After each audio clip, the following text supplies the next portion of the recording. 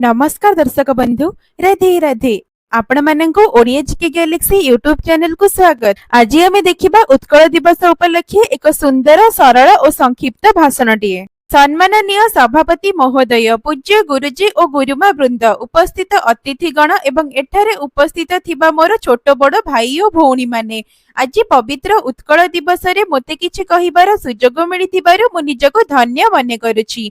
आज आमे आम अनुष्ठान रे पवित्र उत्कल दिवस पालन करुछु। एही दिवस रे मु आम जन्मभूमि को प्रथमे प्रणिपात जनाउछि। जेतेबेले ओडिशा स्वतंत्र घोषणा होइथिला सेतेबेले ओडिशा सहित आउ गोटिए नुआ राज्य मध्ये जन्म नेइथिला, ताहा हेउछि सिंध प्रदेश।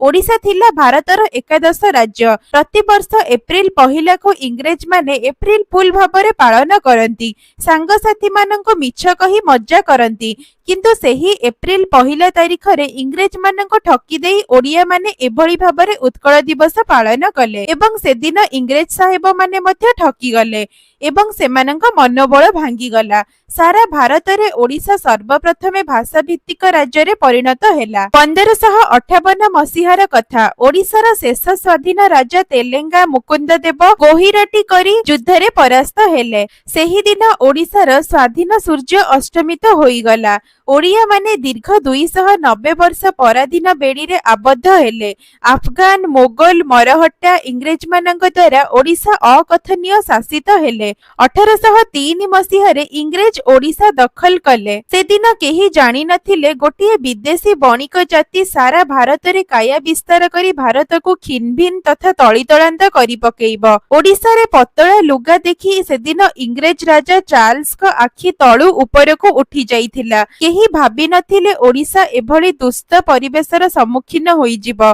एहार ठीक 100 वर्ष परे 1903 मसीहारे पारळा युवराजଙ୍କ चेष्टारे स्वतंत्र उत्कल प्रदेश पई चेष्टा करागला। 1931 मसीहारे लंडन रो गोल टेबल बैठक रे पारळा महाराजा ओडिशार स्वतंत्रता लागि एपरि जुक्ति बाढिले जे इंग्रेज प्रशासक मध्ये आश्चर्य होई पडिले। आज सेही प्रातः स्मरणीय पारळा महाराजांको मु मोर भक्तिपूत श्रद्धांजलि ज्ञापन करूछि। 1932 डिसेंबर 24 तारिख सामुएल होर ओडिशा को स्वतंत्र राज्य बोली विधिबद्ध घोषणा कले।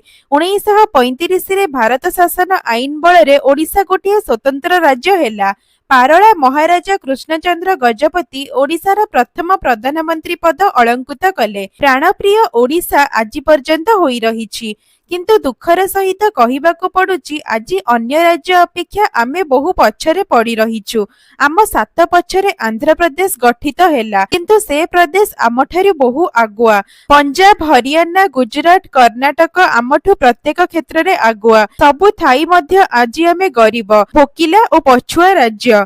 भारतर गोटिए प्रथम श्रेणी राज्य होई अन्य राज्य तुलन रे आमे बहु पछरे पड़ी रहिछु। किए कहिबो एही जाति दिने वाणिज्य रे, कारुकार्य रे, चारुकला रे, नृत्य संगीत रे सारा देश रे ना कमेइथिला, आगुआ होइथिला। आगुआ ओडिशा आज पछेई पछेई चलीछि। एथि पई समवेत प्रचेष्टा निहाती आवश्यक। आज पवित्र उत्कल दिवस, आमर आत्मसमीक्षार दिवस। आज आमे एइठी शपथ नेबा उत्कल को सर्वश्रेष्ठ राज्य रूपे गढ़िबा, निजर रक्त देई उत्कलर सेवा करिबा, मातृभूमि को भल पाइबा, मातृभाषा को उच्चरे रखिबा, ओडिशा पई किछि भाबिबा ओ करिबा, ताहेले आज दिनर तात्पर्य रहिबो। मु एतिकी कही मोर वक्तव्य शेष करूछि। जय ओडिशा।